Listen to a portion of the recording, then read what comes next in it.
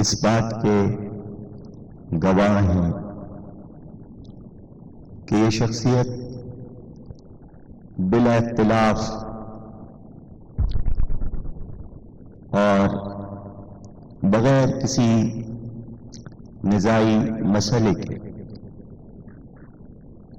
ہر محدث ہر مورخ اس بات پر گواہ ہے کہ اللہ نے اپنے کلام میں شاہزادی کی کیا عظمتیں بیان کی.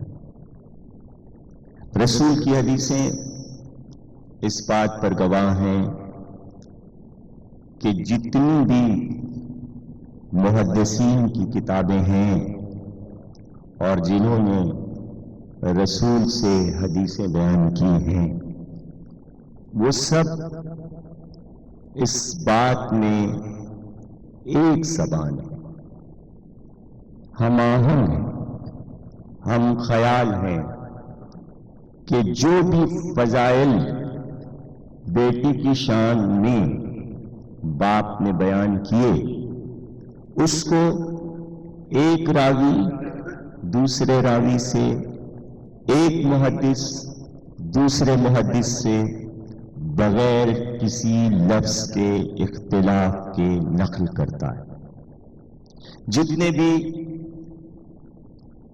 حدیثوں کے یا فقہ کے امام گزرے، مسلمانوں میں کمی نہیں ہے اماموں کی، جس میں سے 4 تو بہت ہی ممتاز ہیں: امام ابو حنیفہ، امام شافعی، امام حنبل، امام مالک.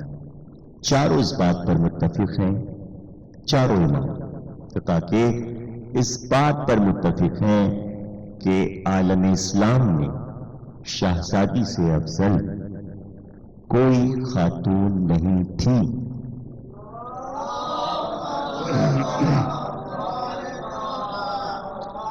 جتنے مفسرین گزرے ہیں ان کا بھی یہی کہنا ہے، جتنے مورخین ہیں تاریخ لکھنے والے ان کا بھی یہی کہنا ہے. تو یہ کوئی اختلافی مسئلہ نہیں ہے مسلمانوں کے لیے. شہزادی کی ذات گرامی جس طرح شیعوں کے لیے قابل احترام ہے اسی طرح پورے عالم اسلام کے لیے قابل احترام ہے. اور اکثر میں نے تقریر میں یہ بات کہی ہے کہ ہم ان کو بہت سے القابات سے پکارتے ہیں، یاد کرتے ہیں، لیکن ایک لقب ایسا ہے کہ جو اہل سنت والجماعت ہی استعمال کرتے ہیں اور ان کی ہی کتابوں میں لکھا جاتا ہے، اور وہ شہزادی کو اسی نام سے یاد کرتے ہیں. بڑے سے بڑے مورخ، بڑے سے بڑے محدث اس لقب کو استعمال کرتے ہیں، اور یہ شیعوں کا لفظ نہیں ہے، ترکیب نہیں ہے، بلکہ اہل سنت والجماعت کی ہے، خاتون جنت. اور یہ لقب عالم اسلام میں کسی خاتون کے لیے ہو ہی نہیں سکتا، اس لیے کہ خاتون جنت صرف وہی ہیں اور کوئی نہیں. اس لیے کہ ان کی روایت یہ ہے، یہ روایت ہماری نہیں بلکہ مسلمانوں کی، کہ جنت میں سب سے پہلے جو ہستی داخل ہوگی وہ جناب فاطمہ ہے.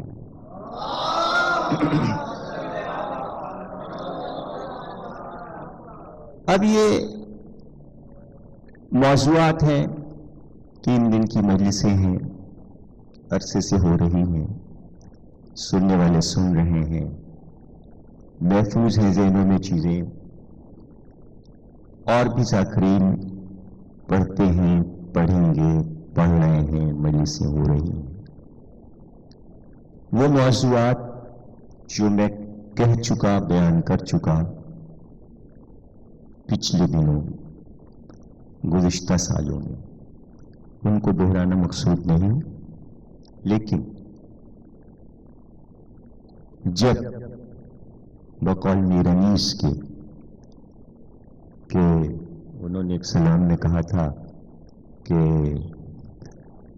مضمون میرے قتل ہو رہے ہیں، اور ایک میں انہوں نے کہا تھا کہ مضامین میرے پائمال ہو رہے ہیں.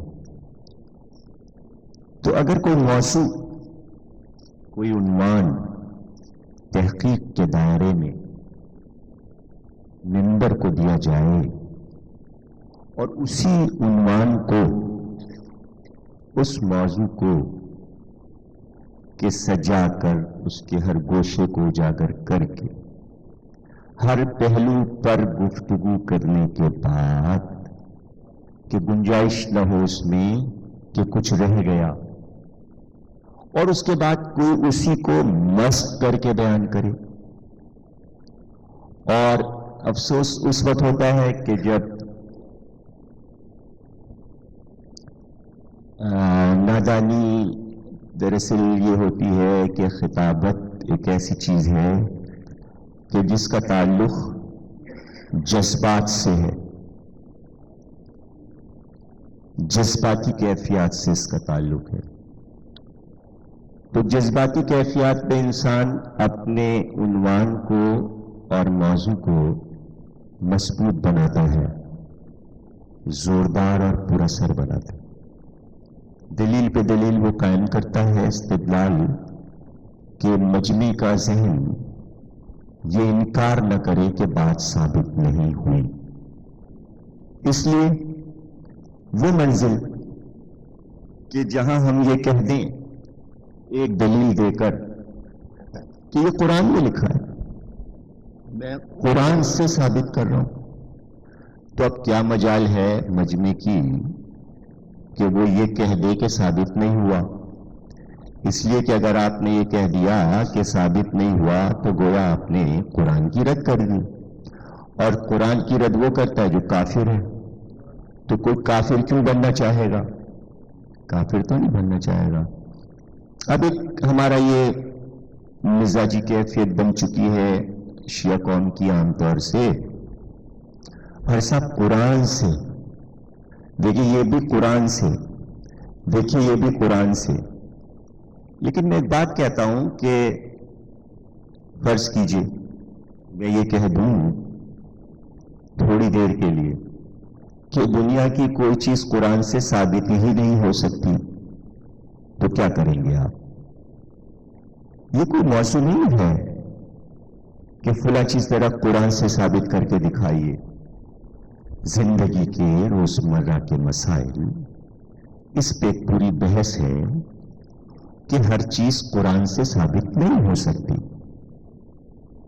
کتنی دیکھیے اچھی بحث ہے یہ، ذرا سا اس کو سمجھنے کی کوشش کریں گے ہمارے احباب کہ قرآن کا ایک طرف یہ دعویٰ کہ ہر خشک و تر موجود ہے اس قرآن میں، یہ دعویٰ قرآن کا. جیسے ہی آپ نے یہ کہا کہ قرآن خود یہ دعویٰ کر رہا ہے کہ ہر خشک و تر ہم میں موجود ہے، تو جب موجود ہے تو اب میں لسٹ دیتا ہوں پوری فہرست، ذرا قرآن سے ثابت کر دیجیے. دور کیوں جائیے؟ نماز کے اوقات، نماز کے احکام قرآن سے ثابت کر دیجیے. نہیں. اذان کے اوقات، اقامت ذرا قرآن سے ثابت کر دیجیے. چھوٹی چھوٹی باتیں ہیں یہ، روزے کے احکامات قرآن سے ثابت کر دیجیے. زکوٰۃ اور خمس کے احکامات ذرا قرآن سے ثابت کر دیجیے. کہاں ہے قرآن؟ حج کے احکامات قرآن سے ثابت کر دیجیے. بہت طواف کا ذکر ہے، قربانی کا ذکر ہے، لیکن ایک اہم رکن حج میں حجر اسود کو بوسہ دینا. بوسہ دینا کیسا؟ حجر اسود کا ہی ذکر قرآن میں نہیں ہے، تو وہ خشک و تر کہاں گیا؟ حجر اسود کا ذکر قرآن میں نہیں ہے، اور پھر اس کا بوسہ دینا قرآن میں تو نہیں. تو یہ کمزور دلیل ہے. بعض لوگ صاحب عزاداری قرآن سے ثابت کیجئے. ارے جب حج ہی قرآن سے ثابت نہیں ہو رہا ہے تو ہم عزاداری کیسے قرآن سے ثابت کریں؟ وہ احکامات جو اللہ نے واجب قرار دیے ہیں، واجبات دین ہی قرآن سے نہیں ثابت ہو رہے ہیں، تو سنتیں کیسے قرآن سے ثابت ہوں گی؟ سنت تو سنت ہے، سنت تو سیرت نبی سے ثابت ہوگی. سنت کے معنی ہے قرآن کے بعد، تو سنت قرآن سے کیسے ثابت ہوگی؟ سنت سنت ہے، قرآن قرآن ہے.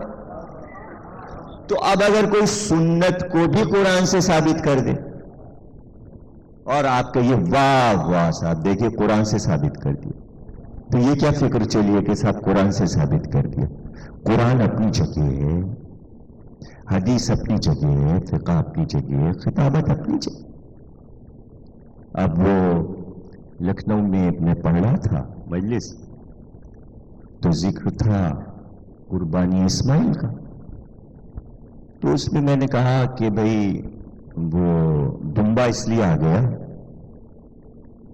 کہ جب چھری رکھی ابراہیم نے اسماعیل کی گردن پر، تو دل میں ابراہیم کے خیال آیا، سوچا نہیں، لفظ زبان پہ نہیں آیا، خیال آیا کاش میرا یہ بچہ بچ جاتا.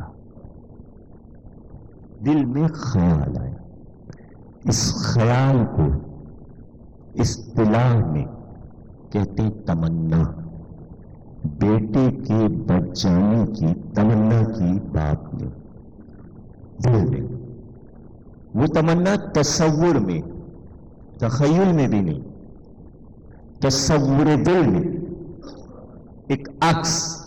اس نے سوچا کاش میرا بیٹا بچ جاتا. اسی لیے اس مقام کا نام مینا قرار پایا. مینا کے معنی ہے جہاں تمنا کی گئی.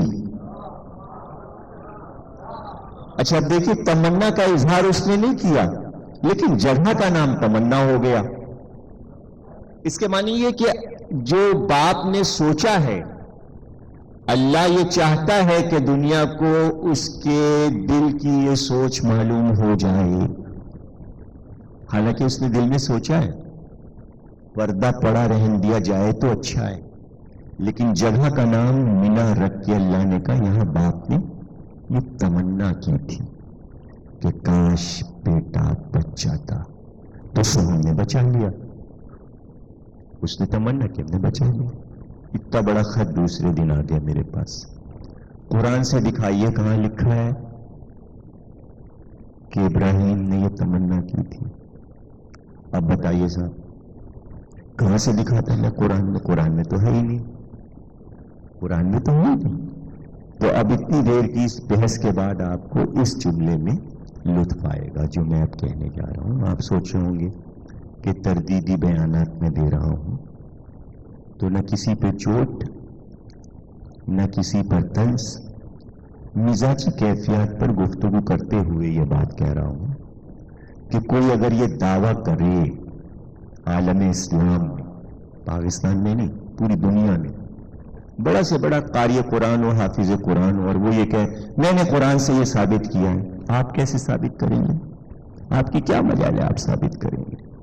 اب یاد رکھیے قرآن سے اس وقت تک ثابت نہیں ہو سکتا جب تک معصوم نہ کہے. جب تک معصوم نہ کہہ دے کسی کی مجال نہیں ہے کہ کائنات کی کسی چیز کو قرآن سے ثابت کر سکے. آپ کیا جانیں، آپ کیسے ثابت کر سکتے ہیں؟ تو اب یہ مت کہیے گا فلاں صاحب نے فلاں چیز قرآن سے ثابت کر دی، یہ کہیے کہ معصوم کے قول کو فلاں نے دوہرا دیا. اب یہ آپ کی بخالت یا خیانت یا ایمانداری یا کم علمی ہے کہ آپ یہ نہیں بتا رہے ہیں کہ یہ دلیل امام صادق سے لے رہے ہیں. یہ محمد باقر نے فرمایا جب تک آپ آیت پر دلیل دے کر یہ نہ کہہ دیجئے کہ معصوم نے یہ کہا، ثابت نہیں ہوگا. اسی کو کہتے ہیں تفسیر بالرائے ہو جائے گا، اور وہ حرام. تو اگر کوئی قرآن سے ثابت کرتا چلا جائے اور جیسا 25 آیتیں پڑھ دی، آج کل بڑا شور ہے آپ کے ایک خطیب کا، وہ کہتے ہیں صاحب 25 آیتیں پڑھ دی لیجئے ثابت ہو گیا. ارے آپ نے 25 کیا، آپ 3000 آیتیں پڑھ دیجئے. حافظ ہونا اور ہے. دیکھیے اس کو سمجھیے گا ذرا. ایک صاحب یہاں پر آئیں اور وہ کہیں صاحب پورا دیوان غالب ہمیں یاد ہے، یاد ہے صاحب؟ ٹھیک ہے، ہم آپ کے آگے سر جھکاتے ہیں آپ کے حافظے پر. آپ کو پورا دیوان غالب یاد ہے؟ کیا کہنا؟ پورا دیوان غالب آپ کو یاد ہے. حافظے میں کسی چیز کا محفوظ ہونا اور غالب کی غزلیں فر پڑھ دینا بہت بڑا کارنامہ ہے، حافظے کا معجزہ ہے. اور جیسے ہی آپ کے سامنے آئے اور وہ کہیں دیوان غالب پورا یاد ہے اور وہ سنانا شروع کر دیں یہاں پر کھڑے ہو کے اور میں ادھر کھڑا ہو جاؤں، جب وہ پورا دیوان سنا چکے تو آپ میری طرف دیکھیے کہ صاحب ان کا حافظہ دیکھیے، یہ ہے دیوان غالب پورا یاد ہے، دیکھیے کیسا درد شعر سنا رہے ہیں. اور جب وہ سنا چکے تو میں ان سے کہوں سنیے، مجھ کو ایک شعر بھی غالب کا پورا اچھی طرح سے یاد نہیں ہے، آپ کو پورا دیوان یاد ہے، لیکن ایک شعر یاد آ رہا ہے، ذرا اس کے معنی بتائیے. نقش ناز بت تناز باغوش رقیب پائے تاؤ سے میں خامہ مانی مانگے. ذرا اس کی تشریح کر دیجیے. تو کہیں گے صاحب یاد ہے، یاد ہے. ایک حافظ صاحب آ گئے، بڑا انہیں قرآن یاد تھا، خوب سنائی انہوں نے، ملتان سے آئے تھے میرے پاس، پورا قرآن یاد تھا. تو جب وہ سنا چکے پورا پارے کے پارے تو میں نے ان سے کہا قل کفی باللہ شہیدن بینی و بینکم ومن عندہ علم الکتاب، اس آیت کے کیا معنی؟ کہنے یہ ہمیں نہیں معلوم. اچھا، ہم نے کہا یہ بتا دیجئے یہ کس سورے میں؟ کہنے یہ ہمیں نہیں معلوم. ہم لوگوں کو سورے کا پتہ ہی نہیں ہوتا، پاروں کا پتہ ہوتا ہے، سجدوں کا اور رکوع کا پتہ ہوتا ہے. تو حافظ ہیں سورے کا اور آیت کا نمبر نہیں معلوم. حافظہ اور ہے، دیوان غالب یاد کر لینا اور ہے، نقش ناز بت تناز باغوش رقیب کے معنی بتا دینا اور. دیکھیے اس میں فرق ہے. کوئی آئے کہ صاحب میر انیس کے سارے مرثیے یاد ہیں، سب مرثیے یاد ہیں، پورے پورے مرثیے یاد ہیں، بالکل آمنا صدقنا، بالکل معترف ہیں ہم آپ کے حافظے میں 168 انیس کے مرثیے جو 6 جلدوں میں ہیں آپ کو یاد ہیں، بالکل یاد ہے. ایک مصرع ذرا سا بتائیے کہ حضرت عباس کی زری کی تعریف میں کہہ رہے ہیں انیس اس کا جو شکیتا ہے وہ ایک چشم پری ہے. مصرے کا نہیں، شکیتے کے معنی بتا دیجئے. نہیں پتہ یہ چلا کہ اب اگر حافظے میں ہے تو اس کے ساتھ یہ بھی پتا ہو کہ غالب کے دیوان کی تشریحات میں کتنی شرح لکھی گئیں، اور اگر شرح لکھی گئی ہیں تو صرف پہلا شعر جو ہے دیوان غالب کا، پہلا شوخی تحریر والا شعر، صرف اس کی 838 تشریحات ایک شعر کی لکھی گئی. یہ تو دیوان غالب کا عالم ہے، اور یہ دیوان غالب کے پہلے شعر کا عالم ہے کہ 838. تو اگر علی کہہ دیں کہ صرف میں بسم اللہ کی تفسیر کروں تو اونٹوں پہ بار ہو، تو اس جملے کو اتنا ہلکا آپ سمجھ رہے ہیں کہ علی رات گزار دیں اور بے کے نقطے کی تفسیر کریں. تو جہاں ایک نقطہ ثابت کرنے کے لیے علی کو ایک رات ناکافی ہو جائے، وہاں خطابت یہ کہے کہ ہم نے قرآن سے یہ ثابت کر دیا، یہ نہیں ہوتا. یہ وقتی خطابت تو ضرور ہے لیکن پر اثر نہیں ہے. یہ دماغوں میں آپ چیزوں کو محفوظ نہیں کر رہے ہیں، یہ تعمیری کام نہیں ہے، اسے تعمیری کام نہیں کہتے. جب ہمیں اطلاع ملتی ہے تو ہمیں افسوس کرنا پڑتا ہے. ہمیں اطلاع ملی صاحب کہ 4 بیٹیاں، بہت پرانا موضوع ہے، بہت پرانا موضوع ہے، انہی مجالس میں 10 برس کا عرصہ ہو گیا. نہ معلوم کتنی بار میں نے یہ بات ثابت کی ہے قرآن سے، حدیث سے، تاریخ سے، فقہ سے، ادب سے کہ رسول کی ایک بیٹی تھی. موضوع کوئی نیا انوکھا نہیں ہے. توجہ رکھیے گا. اب کمزوری کیا آئی، کیوں افسوس ہوا؟ مجھ کو سنایا میرے دوست ماجد صاحب کہ بھئی خطیب کہتا ہے کہ دیکھو نا رسول کی ایک بیٹی تھی. اب توجہ رکھیے گا، ہمارے سارے دوست بڑے نکتہ دان نکتہ سمجھ حضرات ہیں سننے والے. 4 بیٹیاں تھیں، نہیں ایک تھی. اگر 4 ہوتی تو مباہلے میں نہ آتی، اگر 4 ہوتی تو تطہیر میں نہ ہوتی، اگر 4 ہوتی تو فدق میں نہ آتی. مجمع نے کہا واہ واہ، یہ دلیل نہیں بنی. کیوں؟ کمزوری آ گئی. یہ خطابت میں کمزوری آ گئی. یہ کیا ہے؟ یہ پس منظر کی کم علمی ہے، یہ مطالعے کی کمی ہے. کیوں؟ اس لیے کہ یہی بات، توجہ رکھیے گا، آج سے تقریباً 20 برس پہلے چیلنج کیا ایک عالم نے تمام علماء کو آپ کے کہ ایک بیٹی ثابت کیجیے. تو جب اس نے لکھ کے بھیجا کتاب تو نوٹ یہ لکھا، خبردار مباہلے سے نہ ثابت کیجیے گا. اب جسے اس بحث کی خبر نہیں ہے وہ دلیل کیسے بنائے گا؟ اسی کراچی کا یہ مناظرہ ہے جب لالو کھیت کبھی آباد تھا، اور یہ نفیس صاحب تشریف فرما ہے. ان کے بھائی حفیظ صاحب، ان کی دکان پر ہی پرچہ آیا، وہیں پر اس کا جواب لکھا گیا 20 برس پہلے.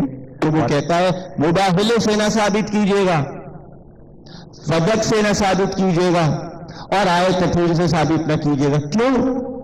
اس لیے کہ یہ واقعات جو ہوئے ہیں فدق، مباہلہ، تطہیر، یہ 10 ہجری سے لے کے 11 ہجری کے اندر کے واقعے ہیں، اور رسول کی وہ تینوں بیٹیاں 3 ہجری سے پہلے مر چکی ہیں. تو جب وہ زندہ ہی نہیں ہیں تو مباہلے میں کیسے آتی؟ جب بیٹیاں زندہ ہی نہیں ہیں تو آئے تطہیر میں کیسے آتی؟ اگر زندہ ہوتی تو ہو سکتا ہے آ جاتی. دیکھیے دلیل قائم کرنے والا بھی صحیح کہہ رہا ہے. اگر زندہ ہوتی فدق کے وقت بعد رسول، بعد وفات رسول، تینوں بیٹیاں ام کلثوم، رقیہ اور زینب ہوتی تو آتی فدق میں. تو جب وہ زندہ ہی نہیں ہے تو آپ دلیل کیسے بنا رہے ہیں؟ دیکھیے کہاں پر خطیب غچہ کھا جاتا ہے، غچے کا لفظ لغوی ہے، ٹھوکر کھا جاتا ہے. چھپی ہوئی مجلس سے موجود ہیں، مثالیں دے دوں تو آگے بڑھوں. زور خطابت میں یہ کیسے ہو جاتا ہے، اس پہ توجہ رکھیے گا. جنگ خندق پڑھ رہا ہے آپ کا ایک خطیب بڑے زوروں پہ، ہزاروں کا مجمع رضویہ کے میدان میں، جہاں ہاسپٹل بن گیا وہ پہلے میدان تھا تقریباً 20-25 برس پہلے، اور اسے خوب داد مل گئی. اس نے کہا کہ رسول نے کہا کہ عمر کے مقابل آج جو جائے گا آنے والے دور میں وہ ہمارا داماد بنے گا، ہم اپنی بیٹی کی شادی اس سے کر دیں گے جو عمر کے مقابل جائے. لوگوں نے کہا واہ واہ واہ واہ واہ واہ واہ. وہ چھپ بھی گیا، چھپا ہوا بازار میں موجود ہے مجلس، وہ چھپی ہوئی اب تک موجود ہے، بکتی ہے، ہر سال ایڈیشن آتے ہیں اس کے، اور وہ موجود ہے. کیسے کہا رسول نے؟ دلیل اس وقت قائم ہو گئی، مجمع نے بابا کر دی. لیکن ایک بھی اگر مطالعے والا بیٹھا ہوتا تو وہ کہتا بھائی خندق کی لڑائی 4 ہجری میں ہوئی ہے، زہرا کی شادی 2 ہجری میں ہو چکی تھی. غور کیا آپ نے؟ دلیل آپ نے بنا لی کہ دامادی کا مسئلہ ہو گیا خندق میں، لیکن بھائی شادی تو ہو چکی ہے. تو دلیل تو جو تھی آپ کی وہ ریجیکٹ ہو گئی، منسوخ ہو گئی، ختم نسخ پھر گیا.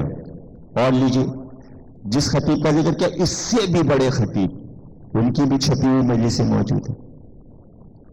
کہتے ہیں اسی میں موجود ہے، آپ دیکھ لیں. کہتے ہیں کہ صاحب وہ شیب ابی طالب نے ابو طالب رسول کو ہٹاتے، کبھی عقیل کو سلا دیتے، کبھی رسول کو ہٹاتے علی کو سلا دیتے، کبھی جعفر کو سلا دیتے. جملہ ان کو یہ دینا تھا کہ شب ہجرت جو علی سوئے، یہ باپ کی پالی ہوئی عادت تھی، بستر پہ سو گئے. رسول کے بستر پہ سونے کی عادت تھی. واہ واہ واہ واہ واہ واہ، لاکھوں کا مجمع. اور پھر جناب قبلہ کا روپ کون کہے اٹھ کے کہ شیب ابی طالب میں جب محصور ہوئے ابو طالب رسول کے ساتھ، تو اس سے 3 برس پہلے جعفر ہجرت کر کے حبش جا چکے تھے. تو جعفر کہاں بستر پہ سوئے؟ یہ ہے وہ باریکیاں جو آج کی ترقی یافتہ خطابت طلب کر رہی ہے.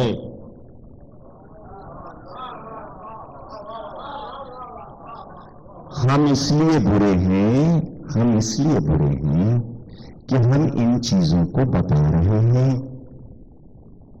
دعا کیجیے کہ ہم نہ ہو تو کوئی بتانے والا رہے. لیکن اگر ترقی پسند مزاج ان چیزوں پہ غور نہیں کرتے تو پھر آپ یہ دیکھیے کہ آپ کی یہ چیزیں کہاں جاتی ہیں، کہاں پڑھی جاتی ہیں، آپ انہیں کیوں استعمال کرتے ہیں. یہ ساری چیزیں ہمارا منصب، ہمارا کام وکیل آل محمد، اس کو جو قاضی نور اللہ شوستی سے لے کر سرکار حامد حسین صاحب علی اللہ مقامہ تک یہ خطابت جو ہے آپ کو یہ کس علم میں آتی ہے؟ آپ کو علم ہے اس بات کا؟ یہ اسلامی علوم میں علم کلام میں شامل ایک علم ہے، علم کلام. علم کلام کا ایک شعبہ ہے خطابت، اور جو علم کلام دیتا ہے اسے کہتے ہیں متکلم.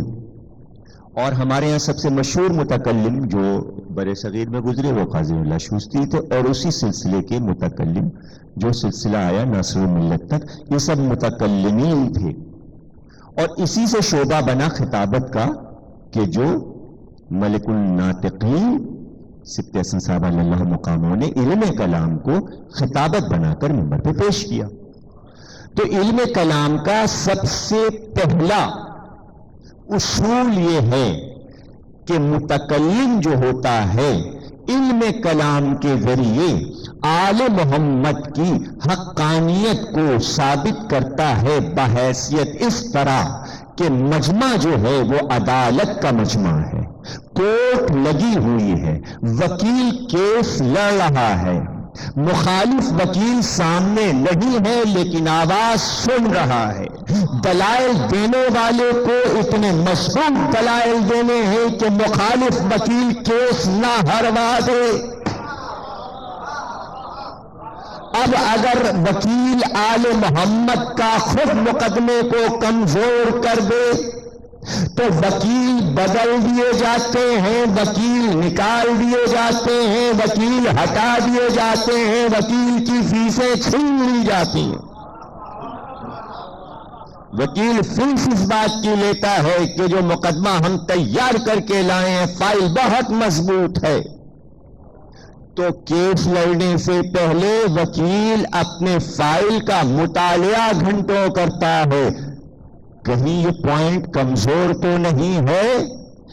فائل تیار کی، بغل میں دبائی، کورٹ میں آپ آ گئے، کیس لڑنا شروع کر دیا، کمزور پوائنٹس آنے لگے. آپ کو کیا پتا ہے کہ مقدمہ ادھر ہٹتا چلا جا رہا ہے آنے والی صدیوں کے لیے. تو یہ مقدمہ، یہ فائل کوئی نیا نہیں ہے کہ محمد کی 4 بیٹیاں تھیں کہ 1 بیٹی. آج تھوڑی یہ فائل کھلی ہے. ایک وکیل کے بعد دوسرے وکیل، تیسرے وکیل کو آتے رہنا ہے، کیس کو مضبوط کرتے جانا ہے. یہ نہیں کہ مضبوط دلیلوں کو اور کمزور کر دیا جائے. فدق سے نہیں ثابت ہوگا، مباہلے سے نہیں ثابت ہوگا، تطہیر سے نہیں ثابت ہوگا. اگر قرآن سے ہی ثابت کرنا ہے، اگر قرآن سے ہی ثابت کرنا ہے تو لیجئے بھائی میں ابھی 7 آیتیں پڑھ دیتا ہوں. 7 آیتیں. بسم اللہ الرحمن الرحیم. کلا والقمر واللیل اذ ادبر والصبح اذا اسفر انہا لإحدی الکبر نذیرا للبشر لمن شاء منکم ان یتقدم او یتاخر. ہو گئی صاحب آیتیں. سورہ مدثر. یہ آیتیں اگر میں یہ کہہ دوں اس سے ثابت کر کے کہ ایک بیٹی تھی تو میری کیا مجال کہ میں کہہ دوں؟ تفسیر بالرائے ہو جائے گی. جب تک میں یہ نہ کہوں کہ پوچھنے والے سائل نے امام جعفر صادق صلوات اللہ سلام علیہ وسلم نص معصوم، آپ کیا ثابت کریں گے؟ مقدمہ مضبوط بنا کر گئے ہیں معصومین. اور دیکھیے ہمارے بچے اور جوان ان چیزوں کو بیچ میں درمیان میں آ جاتی ہیں کہ لفظ مقدمہ میں نے ایسے ہی نہیں کہہ دیا. بنی امیہ اور بنی عباسیوں نے دربار لگائے تھے، مجمع کیے تھے اور 3,000 علماء بٹھا کر کہتے تھے بحث کرو فاطمہ زہرا پر. تاریخ اٹھا کے پڑھیے، حشام کا دربار ہے، 3,000 علماء بٹھا دیے گئے. کئی ہفتے صرف اس پر بحث چل رہی ہے کہ فاطمہ زہرا کی عمر کیا تھی وقت وفات، کیا سیاستیں تھیں. ذرا اس پر غور کیجیے گا. یہ سیاستیں تھیں. بھائی شاہی کو اس سے کیا واسطہ خلافت کو کہ وقت وفات کیا عمر تھی؟ اسلام کو اس سے کیا فائدہ یا کیا نقصان پہنچے گا؟ کاش آپ وہاں تک پہنچ جائیں. اتنا اہم موضوع ہے کہ دربار خلافت اور اسمبلی کا موضوع بنے اور 3,000 علماء اپنا وقت اس پر ضائع کریں بیٹھ کر کہ عمر کیا تھی وقت وفات. نہیں غور کیا آپ نے. اس لیے یہ بحث کروائی جا رہی تھی کہ ہمارا مطالبہ یہ تھا کہ 18 برس کی تھی. اگر ہم یہ کہہ دیتے ہیں کہ 9 برس کی عمر میں شادی ہوئی اور 9 برس کے بعد وفات پا گئی، 18 برس دنیا میں رہی، تو کسی کی عمر بڑھ جائے گی، وہ سندار ہو جائے گی، یہ چھوٹی ہو جائیں گی. رکھنا اسلام پہ کسی کو کم سن تھا. اس لیے بحث ہو رہی ہے. اس لیے بحث ہو رہی ہے. جب آپ نے کہا 9 تو اب 9 سے کیا گھٹتی ان کا پھر 6 میں شادی ہوئی تھی. آپ ذرا ستم ظریفیاں دیکھیے تاریخ کی ان کا. آپ اگر یہ کہتے ہیں کہ جناب فاطمہ کی 9 برس کی عمر میں شادی ہوئی تھی تو لیجیے ہم تاریخ میں لکھتے ہیں ان کی 6 برس میں ہوئی تھی. ارے تو آپ 6 مہینے میں کر دیتے تو ہم کیا کر لیں گے؟ آپ پالنے میں جھولے ہی میں بچی کی شادی کر دیں تو ہم کیا کر سکتے ہیں؟ لیکن تاریخ کا ذرا آپ یہ کھیل دیکھیے. اچھا حضور یہ پہلے فرما چکے ہیں، اسی لیے میں کہتا ہوں کہ ہر قول پہ نظر رہے کیس میں. حضور نے فرمایا، یہ قول رسول ہے کہ یاد رکھو کسی کے گھر کی باتیں گھر والوں سے بہتر کوئی نہیں بتا سکتا. قول ہے، قول رسول ہے. ظاہر پڑوسی تو نہیں بتائے گا، شہر والے تو نہیں بتائیں. گھر کی بات گھر والا ہی بہتر بتا سکتا ہے. اب اس فارمولے کو جہاں دل چاہے اپلائی کر دیجئے. جو گھر میں پیدا ہوگا وہی گھر کی بات صحیح بتائے گا، وہی بتائے گا. اس لیے کہ طواف کرتے ہوئے اگر کوئی خلیفہ وقت صحیح مسلم کی روشنی میں یہ کہہ دے اے حجر اسود ہم تجھ کو کیا بوسا دیں، تو ایک پتھر ہے، تو گھر میں پیدا ہونے والا بازو پکڑ کر کے کیسے کہا، کیسے کہا پتھر نہیں ہے، تمہارے گناہوں اور ثواب کا گواہ ہے، دیکھ رہا ہے، چشم رکھتا ہے. اب پتھر کی آنکھیں کون دکھا سکتا ہے؟ جو گھر میں پیدا ہوا ہو، جو اللہ کی آنکھ بن گیا ہو، وہ پتھر کی آنکھ بھی ثابت کر سکتا ہے. کیسے کہہ دیا تم نے؟ گھر کی باتیں گھر والے بہتر جانتے ہیں. اس نے کہا بھائی نہیں. علماء نے کہا صاحب 29 برس کی عمر تھی وقت شہادت اور 18 برس کی عمر میں شادی ہوئی. زید شہید سید الساجدین کے فرزند نامور بیٹے اٹھ کے کھڑے ہو گئے بھرے دربار میں جہاں ہزاروں کا مجمع تھا. کہا شام سن، خاموش کر ان علماء کو. یہ کیا بتائیں گے کہ شہزادی کی عمر کیا تھی؟ ان کو کیا مطلب ہے شہزادی کی عمر سے؟ میری دادی تھی، میں بتاؤں گا کیا عمر تھی، میں بتاؤں گا. سن، 18 برس کی عمر تھی وقت وفات. سمجھے نا؟ گھر کی باتیں گھر والے بہتر جانتے ہیں. بحث نکلتی ہے اب سے نہیں، 40 برس سے تو پاکستان میں یہ بحث جاری. آیا وہ تاریخیں صحیح ہیں شہادت کی یا یہ؟ جب مجلسیں آتی ہیں بحث شروع ہو جاتی کہ پہلے مہینے کی 12 13 14 صحیح ہے یا جمادی الثانی کی پہلی دوسری تیسری. ہر پوائنٹ سے ثابت کر چکا ہوں، ہر طریقے سے بتا چکا ہوں، پھر دوہرا رہا ہوں.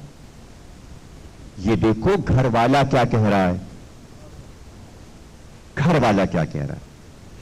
امتیوں کی بات نہیں ہے کہ امتی یہ کہیں ہم نے منا لیا. آپ نے منا لیا کہ آپ سند ہیں. حالانکہ میں یہ احتراماً بات کہتا ہوں کہ جب بھی تاریخ آ جائے منسوب ہو جائے اس کا احترام کریں آپ. اس لیے کہ میں پچھلے سال بھی یہ بات کہہ چکا ہوں کہ بعد وفات رسول یہ جو گزرے ہیں دن وفات شہزادی تک، اس درمیان میں کوئی دن ایسا نہیں گیا کہ جو مصائب کا دن نہ ہو. بھائی کسی دن گھر جلا، کسی دن دربار میں گئیں، کسی دن باپ کی قبر پہ گئیں. کیا معلوم کون سی تاریخ کس چیز کی ہے؟ ہو سکتا ہے وہ تاریخ دروازہ جلنے کی ہو. اب ظاہر ہے ہر تاریخ تو آپ نہیں منا سکتے، لیکن یہ بتا دوں کہ یہ تاریخیں 3 جمادی الثانی معصوم کے حوالے سے ہے.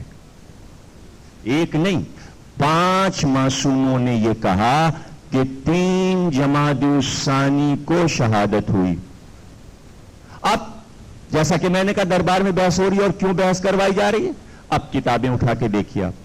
اہل سنت والجماعت شہزادی کی شہادت وفات 15 رمضان مانتے ہیں. تو 10 تاریخیں لکھی ہوئی ہیں، ہر تاریخ آپ مان لیں گے؟ نہیں. تاریخ وہ مانی جائے گی جو معصوم کہے گا، جو معصوم کہے گا. اور معصوم کے قول کو اگر سمجھنا ہے تو یوں سمجھیے کہ شہزادی کی ایک ایک بات اور ایک ایک بات کے گوشے میں کوئی راز تھا.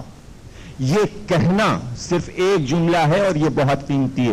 یہ کہنا کہ ابو الحسن تاریکی میں میرا جنازہ اٹھانا، تو اگر شہزادی یہ کہہ دے کہ کل درزی کپڑے لے کر آئے گا تو رضوان جنت کپڑے لے کر آ جائے گا.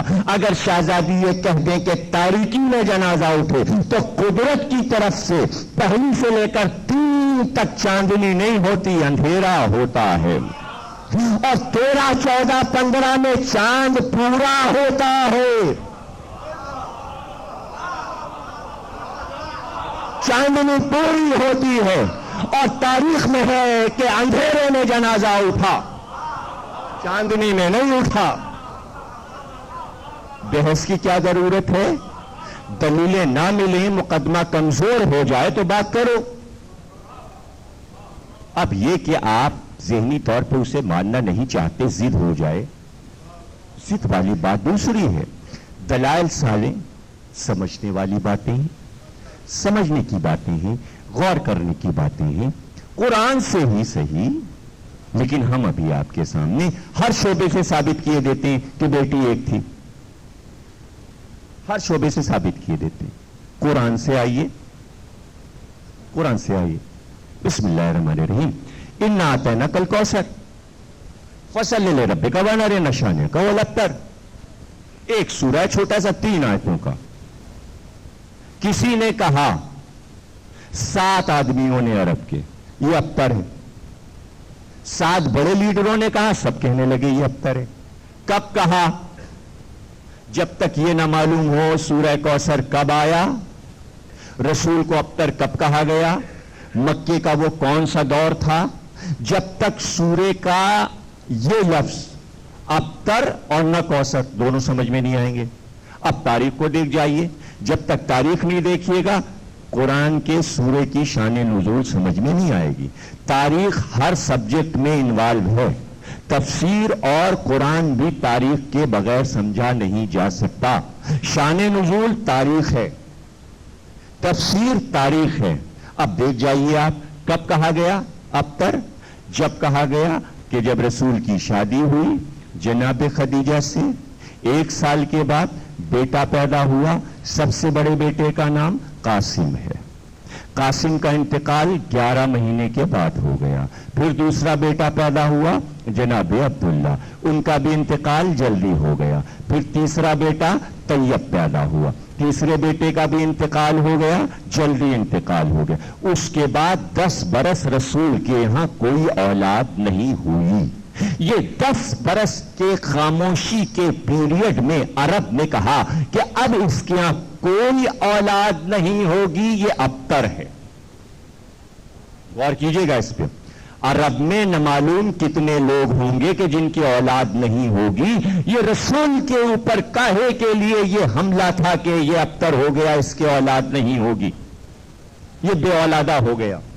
क्या जरूरत थी कहने की? उस पॉइंट को तलाश कीजिए कि क्यों कहा गया। वो पॉइंट ये है कि वो ये कह रहे थे कि जो चीज ये लेकर आया है, तवज्जो रखिएगा, जो चीज ये लेकर आया है इसके बाद कौन बाकी रखेगा? इसलिए कि वारिस इसका नहीं है, ये दीन कौन चलाएगा? हाँ, इस पॉइंट पे पहुंचिए कि काफिर कैसे थे। मुसलमानों से बेहतर थे काफिर। वो भी ये जानते थे कि दीन घर वालों से चलता है, महल्ले वालों से नहीं चलता। भाई इतने देश हैं, चला लेंगे। ये क्यों कहा काफिरों ने कि अब दीन नहीं चलेगा? उनको मालूम था कि आदम का दीन बेटे से चला, इब्राहिम का दीन बेटे से चला, मूसा का दीन बेटे से चला, जकरिया का दीन बेटे से चला, मरियम का दीन बेटे से चला, तो अब ये दीन भी बेटे ही से चलेगा, दोस्तों से नहीं चलेगा। जब भी तो कहा अब्तर है, बेटा नहीं है, मजहब भी खत्म, नस्ल भी खत्म। और अल्लाह को देखिए 10 साल चुप है। 10 साल की खामोशी तो देखिए। ये 10 साल की खामोशियों में भी बड़े राज हैं जनाब। इमाम हसन की खामोशी भी 10 बरस की है। 10 बरस की खामोशियां बड़ी अजीब, इसमें भी राज। 10 बरस अल्लाह खामोश, न कोई औलाद होती है और न अरब के लगाए हुए इल्जाम का जवाब अल्लाह देता है न रसूल देता है। कि ऐसे में एक रात अल्लाह ने जिब्रील को भेजकर रसूल को बुलाया अपने पास। अब पता चला कि कोई बड़ा अहम मसला है, बहुत ही अहम मसला था। भाई 3 बेटे दिए थे, एक और बेटा दे देता। बेटी देनी थी तो बेटी दे दे, नहीं, बुलाया गया, कुछ राज की बातें समझाई गई, कुछ बातें बताई गई। क्यों? मसला ये है, राज ये है। वापस आए चंद दिनों के बाद, सूरा आया। अब जवाब मिला जनाब 10 बरस के बाद। 10 बरस से कह रहे थे अब्तर है, अब्तर है, अब्तर है, तो 10 बरस जब कह चुके तब अल्लाह ने सूरा उतारा, इन्ना अतैनकल कौसर। हमने आपको तो कौसर दे दिया, अब आप इबादत कीजिए और कुर्बानी। ये बीच में 2 चीजें अजीब रख दी। ये है शर्त, वरना दुनिया में न मालूम कितने कौसर बन जाते और कौसर के दुश्मन अब्तर बन जाते। शर्त लगा दी, कौसर उसके लिए जहां इबादत के साथ कुर्बानी हो। इबादत खाली नहीं रखी, नमाज खाली नहीं रखी, नमाज और कुर्बानी, ये 2 चीजें अगर नहीं होंगी तो औलाद रसूल समझ में नहीं आएगी। अब आप करबला तक देखते जाइए, नमाज कुर्बानी, नमाज कुर्बानी। آخر تک 11ویں امام تک دیکھتے جائیے. نماز قربانی دونوں ساتھ ساتھ, نماز اور قربانی. شرط لگا دی اللہ نے, کوثر اس کا, کوثر وہ جہاں قربانی اور سجدہ. فصلی لربک, کئی ترجمے کیے فصلی کا ترجمہ, سجدہ بھی نماز بھی عبادت بھی, لیکن سجدہ عام طور سے سجدے کے لیے زیادہ مفسر شیعہ اور سنی متفق ہے کہ اس کے معنی ہے سجدہ. سجدہ کرو اور قربانی دو. اور جب ایسا ہوگا, توجہ رکھیے گا, جب ایسا ہوگا کہ سجدہ ہو اور قربانی, تو دشمن تمہارا ابتر ہے. دشمن کو ابتر بنانے کے لیے سجدہ اور قربانی لازمی ہے. کربلا کا راز یہ ہے, یہ ہے راز, تاکہ تاریخ میں ثابت ہوتا جائے کہ دشمن ابتر ہے, دشمن ابتر ہے, دشمن ابتر ہے. تو اب دشمن ابتر ہے ثابت کس نے کیا؟ اولاد نے.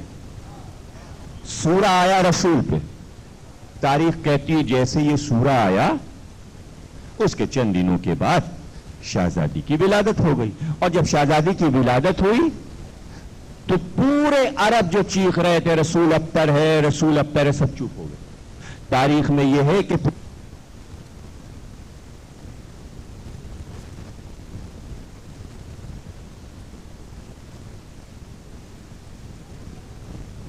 پر جب بیٹی پیدا ہو گئی تو اب رسول کو کوئی ابتر نہیں کہتا. تو ابتر کے معنی عرب میں یہ تھے جس کے اولاد سرے سے نہ ہو. اس میں شرط بیٹی اور بیٹے کی نہیں ہے کہ فاطمہ سے پہلے 3 بیٹیاں موجود تھیں, پھر 10 برس ابتر کیوں کہا تھا؟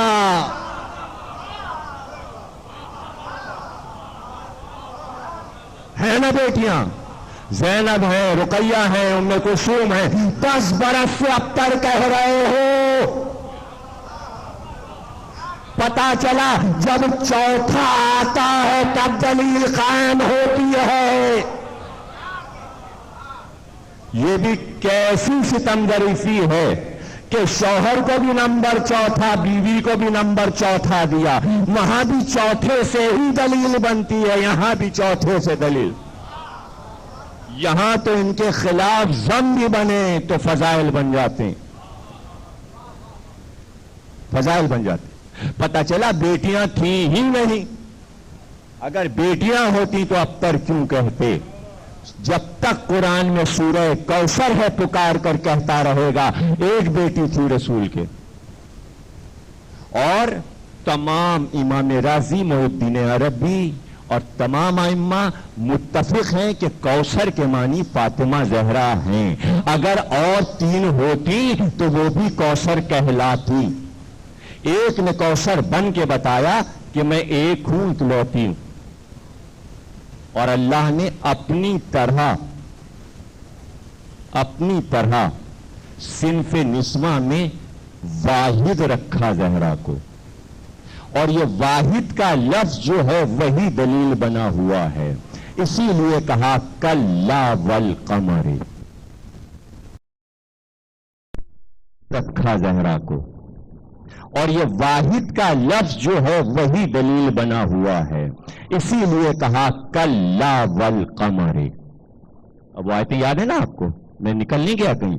کلا والقمر, مجھ کو روشن چاند کی قسم ہے. یہ جب چاند کی قسم کھائی جائے تو اس میں راز ہے. والشمس وضحاها والقمر اذا تلاها, مجھ کو روشن سورج کی قسم, اس کی روشنی کی قسم. والشمس وضحاها, سورج کی بھی قسم, اس کی روشنی کی بھی قسم. تو مفسرین نے کہا سورج رسول, اس کی روشنی فاطمہ. آفتاب کی کرن ہے فاطمہ, اور بیچ میں زہرا, ادھر چاند ادھر سورج. کلا والقمر, نہیں نہیں مجھے پورے چاند کی قسم ہے, پورے چاند کی قسم ہے. واللیل اذ ادبرا, مجھ کو اندھیری راتوں کی قسم جو گزر گئیں, جو چلی گئیں. اس لیے کہ والصبح اذا اسفرا, کیا دیکھ نہیں رہے ہو وہ روشن چمکیلی صبح نمدار ہو رہی ہے, وہی اٹھ رہی ہے اس چمکتی صبح کی قسم ہے، انہا لا احدل کبر، احدل کا لفظ واحد سے ہے، وہ ایک نشانی، وہ واحد نشانی، کبر اکبر سے ہے، میں اکبر ہوں، زہرا کبر ہے، میں واحد ہوں، یہ احدل ہے، احدل کبر، زہرا کی قسم، نذیرا للبشر، صنف نسواں میں نے جس کو ڈرانے کے لیے بھیجا تھا، جو ڈرانے کے لیے آئی تھی، کس سے ڈرانے آئی تھی، کس سے ڈرانے آئی تھی؟ لم انشاء منکم ان یتقدم اور یتاخر، جس نے زہرا کو دیکھ کر، زہرا کو دیکھ کر، زہرا کا نام سن کر منہ پھیر لیا، اس کے لیے جہنم بنائی، جو ذکر زہرا میں آ گیا اس کے لیے جنت بنائی۔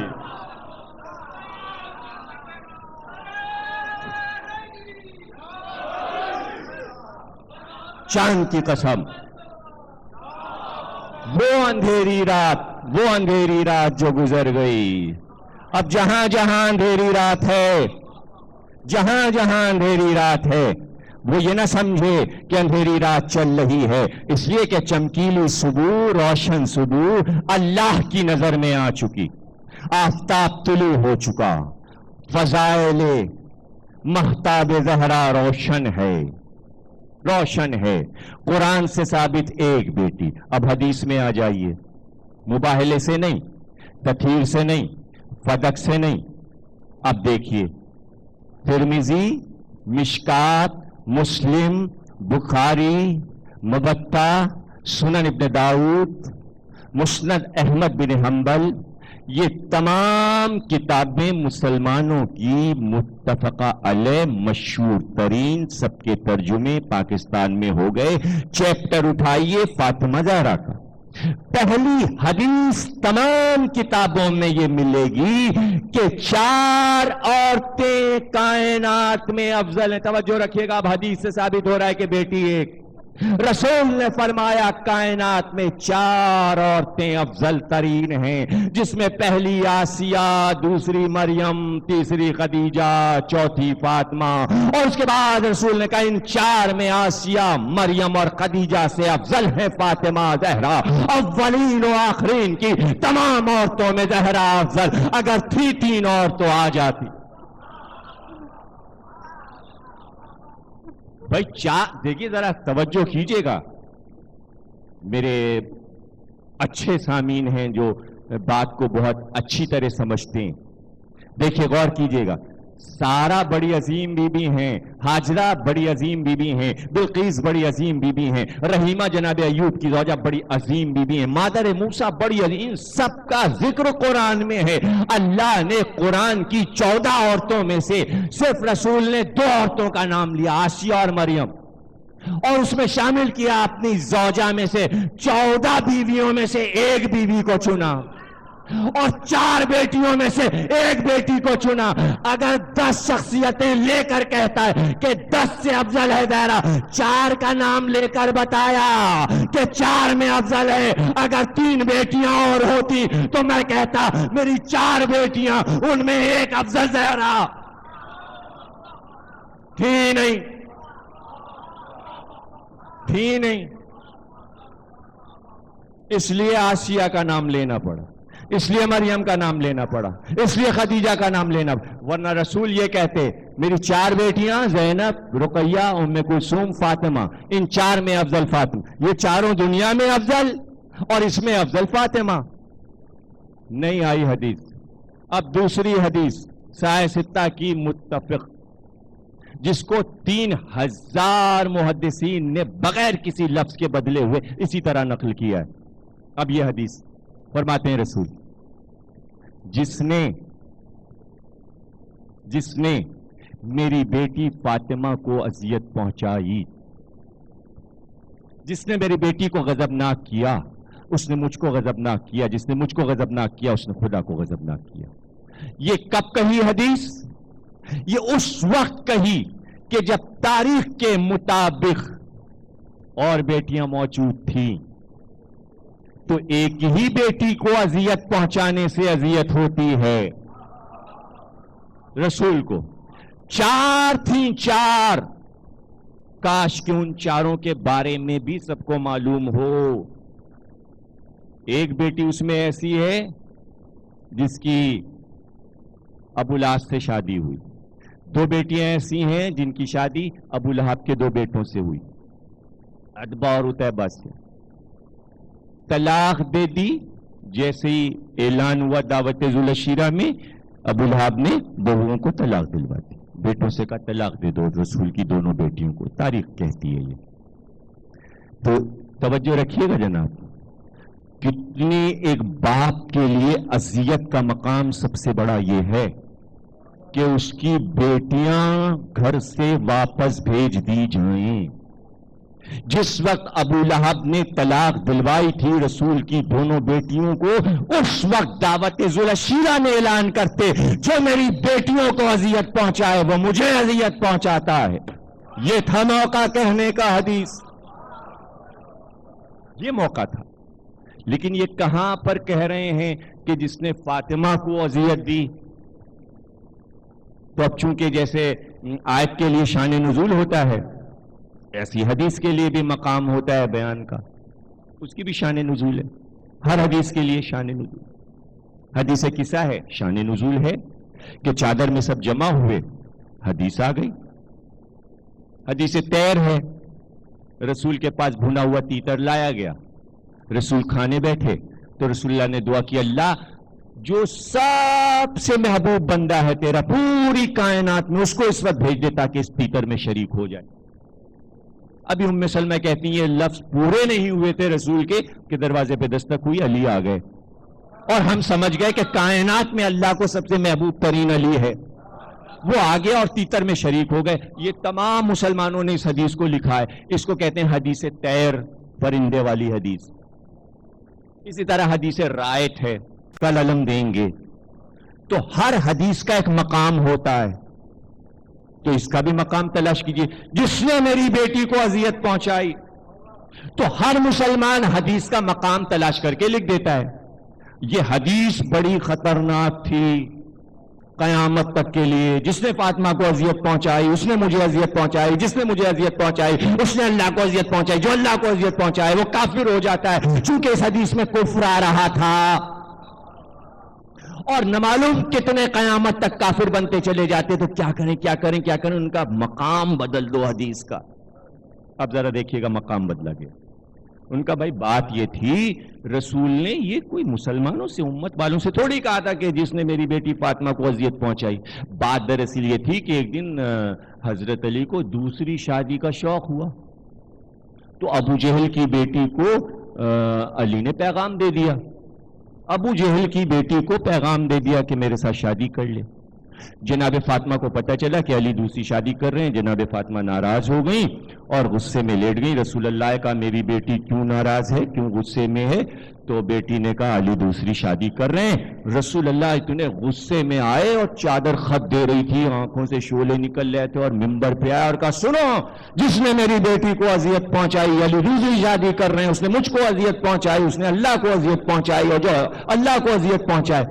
کیا مقام بدلا, کیا مقام بدلا, کیسے سجایا حدیث کو, شان نزول کو بیان کیا. اب سب نے یہی شان نزول لکھنا شروع کر دی, اور اس حدیث کے ساتھ یہ شان نزول. لیکن یہی بات ہوتی ہے کہ جب ملک لکھواتا ہے تو شان کچھ اور ہوتی ہے, اور جب شیطان لکھواتا ہے رشدی سے تو کتاب کی شان کچھ اور ہوتی ہے نا. جب شیطان لکھوا دے تو کچھ اور مسئلہ آ جاتا ہے. چونکہ شیطانی شان نزول بنائی گئی تھی, تو اب پلٹ کر خود مسلمان اور کائنات کا ہر دانشور رسول سے یہ سوال اسی جگہ پر منبر پر کرے گا کہ کیا اسلام نے 4 کی اجازت نہیں دی, تم نے 14 کی, علی دوسری کرنے جا رہے ہیں, تو تمہیں غصہ آ گیا. کس پہ بات آئی؟ علی پہ نہیں, رسول پہ. شان نزول کس پہ بات آئی؟ یہ آپ رسول پہ اعتراض کرنے جا رہے ہیں. اعتراض تو ہو جائے گا. یعنی رسول یہ اعلان کر رہا ہے ہر مسلمان کو حق ہے 4 عقد کیجئے, 4 شادیاں کیجئے, اور خود 14 کی ہوئی ہیں, اور علی کو دوسری نہیں گوارا کہ کریں. ایک جائز کام علی کو نہیں کرنے دے رہے ہیں اور ڈانٹ رہے ہیں اور کہیں خبردار اگر کیا. ارے کیوں بھائی نہیں, کیوں آپ کیوں نہیں کرنے دے رہے ہیں علی کو؟ اور اس پر یہ کہ اذیت, یعنی اگر علی دوسری کر لیتے تو رسول کو اذیت پہنچتی. تو اب یہ طے ہو گیا کہ اگر دوسری کرے تو کسی کو اذیت پہنچتی ہے. تو کیا رسول کو یہ نہیں معلوم تھا کہ ایک پر دوسری لا رہے ہیں, دوسری پہ تیسری لا رہے ہیں, تیسری پہ چوتھی لا رہے ہیں, چوتھی پہ پانچویں لا رہے ہیں؟ لڑکیوں کے اباؤں کو بھی اذیت پہنچ رہی ہوگی اور خود لڑکیوں کو کتنی اذیت پہنچ رہی ہوگی کہ 100 اور رسول کو کوئی خیال ہی نہیں. کیسا ہے یہ اسلام؟ پتہ چلا آپ اسلام کا مذاق اڑا رہے ہیں. شان نزول یہ نہیں ہے. یہ اذیت کا لفظ اس لیے نہیں آیا ہے, اذیت کا لفظ اس لیے آیا ہے کہ یہ راز تلاش کرو کہ مسجد کے دروازے کیوں بند کیے گئے. اب راز سمجھ میں آئے گا کہ حکم الہی کیوں آیا ہے کہ زہرا کے گھر میں جو کھڑکی کھلتی ہے وہ بند کر دو. حکم الہی آیا ہے. کس بات پر آیا ہے؟ کھڑکی بند کر دو, دروازہ بند کر دو, سارے دروازے بند کر دو. اس لیے آیا ہے کہ ایک دن گھر میں آئے تو بیٹی کا چہرہ غمگین تھا. کہا کیا بات ہے؟ کہا بابا عجیب بات ہے, بار بار یہ باتیں سننے کو ملتی ہیں, یہ جملے آتے ہیں کہ ہاں ہم تو جب آئے تو ہم تو کنوارے تھے, خدیجہ تو بوڑھی تھی اور بوڑھی سے شادی کر لی. رسول اللہ سے بیٹی کہہ رہی بابا کہاں تک ماں کے بارے میں سنوں؟ تو اب رسول کچھ نہیں کہتے جب تک کہ حکم الہی نہ آ جائے. پہلے حکم الہی آیا کہ کھڑکی بند کر دو, پھر رسول نے اب کہا جس نے میری بیٹی کو اذیت پہنچائی اس نے مجھے اذیت پہنچائی. شان نزول بدلا آپ نے. پتہ چلا شان نزول جب بدلی جاتی ہے جب کسی کو بچانا ہوتا ہے. اگر اور بیٹیاں ہوتی آخر خدیجہ ہی کی تو بیٹیاں تھیں. جملے کا مزہ لیجئے گا, آخر خدیجہ ہی کی تو بیٹیاں تھیں. یہ تاریخ میں سے فاطمہ سے اوروں سے لڑائیاں کیوں نظر آتی ہیں؟ ان تین سے کبھی کیوں نہیں لڑائیاں ہوئی؟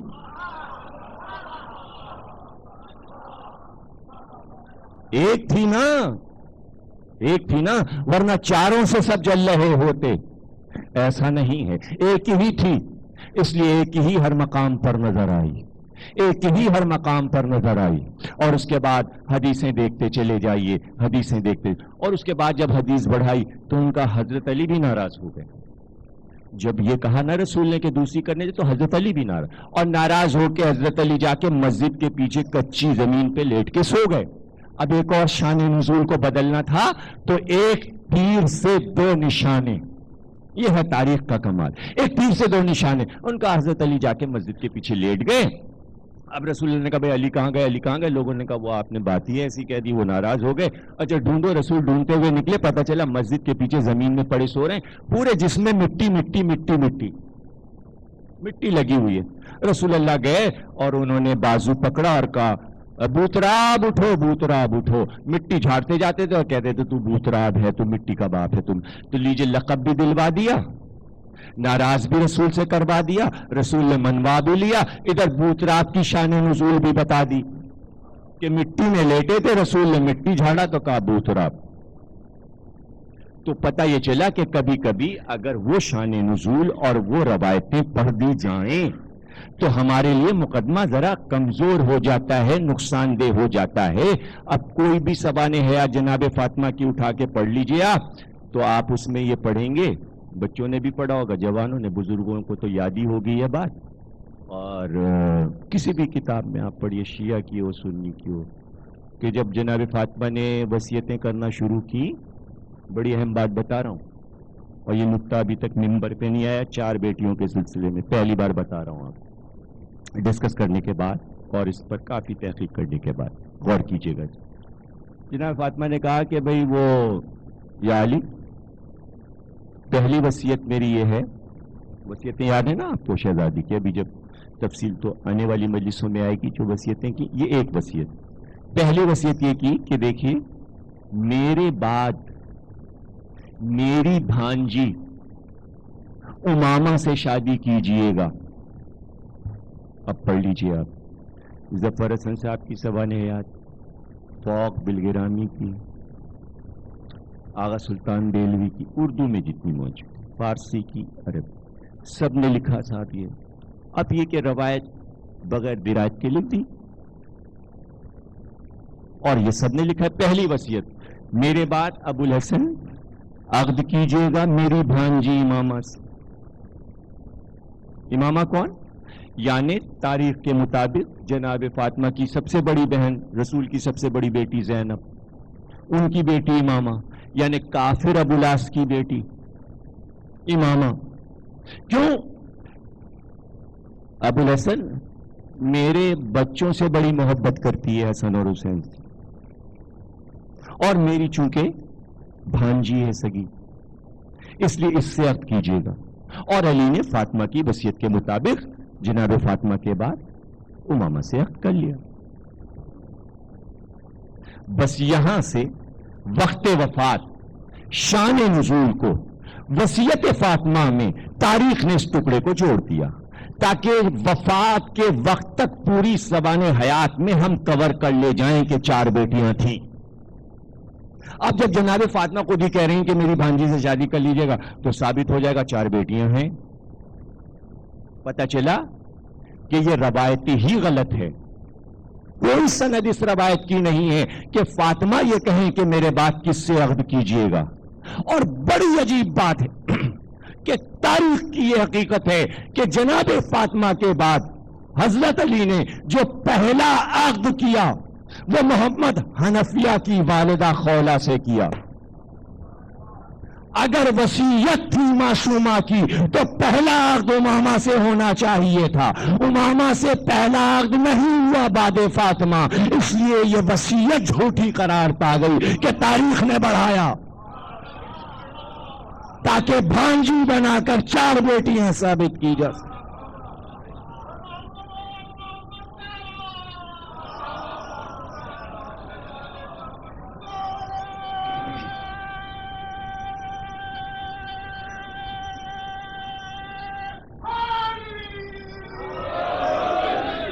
اچھا تو پھر اس کے بعد ہی امامہ سے عقد کر لیتے؟ نہیں. اب دوسرا عقد تاریخ یہ کہتی ہے ام البنین سے ہوا. اب میں کہیے تو پوری تفصیل بتاتا جاؤں کہ کس کے بعد کس سے عقد ہوا. لیلا بنت مسعود، اسماء بنت امیس تک اور آخری عقد تک علی کے میں بتا دوں، لیکن امامہ نہیں. بلکہ بنائی گئی بات تاکہ یہ ثابت ہو سکے کہ جناب فاطمہ اپنی بہن کی اولاد کا خیال رکھتی تھی، اور یہ بھی ثابت ہو سکے کہ رسول کی ان بیٹیوں کی اولاد بھی تھی. لیکن اس کے باوجود جہاں اللہ نہ چاہے وہاں کیا ہو سکتا ہے. اور یہ جملہ 12 میں نے کہا ہے کہ 4 بیٹیاں بنانے کو بنا لیجئے، لیکن مقصد تو بتائیے کہ اللہ اولاد عطا کیوں کرتا ہے، بیٹی کیوں دیتا ہے، بیٹا کیوں دیتا ہے. مقصد یہ ہوتا ہے اولاد کا، مقصد یہ ہوتا ہے انبیاء کی اولاد کا کہ اگر بیٹی دی ہے تو اس سے نسل چلے، بیٹا ہو تو اس سے نسل چلے. 4 بیٹیاں تو تاریخ نے بنا لی، نواسے 2 حسن اور حسین کے علاوہ تیسرا نہ بنا سکے. یہاں پر آ کر شکست ہو جاتی ہے مورخین کو. بیٹیاں بنانا آسان ہے، نواسا نہیں بن سکا، نواسا نہیں بن سکا. اور بہت ہمت کی، بڑی جسارت کی. ان کا رسول اللہ کی وہ بیٹی رقیہ تھیں اور ان سے ان کی شادی ہوئی اور وہ تو پھر ایک بچہ پیدا ہوا. بچہ دکھا دیا انہوں نے، کہا بیٹا ہوا.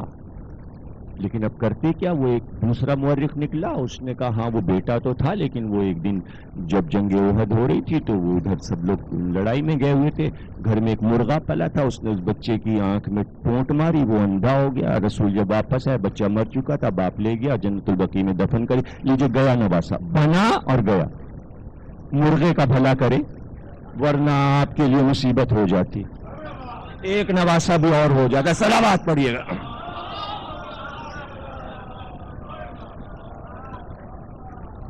تو نواسا نہیں بنا سکی تاریخ، بیٹیاں بنا لی، بیٹیاں بنا. تو اس طرح کی آپ کو روایتیں ملی. اب یہ کہ ضرورت کیا پڑی کہ بنا لی جائیں بیٹی، تو جناب بیٹیوں سے ضد نہیں تھی. اب جملے کا ذرا ہنس لیجئے گا.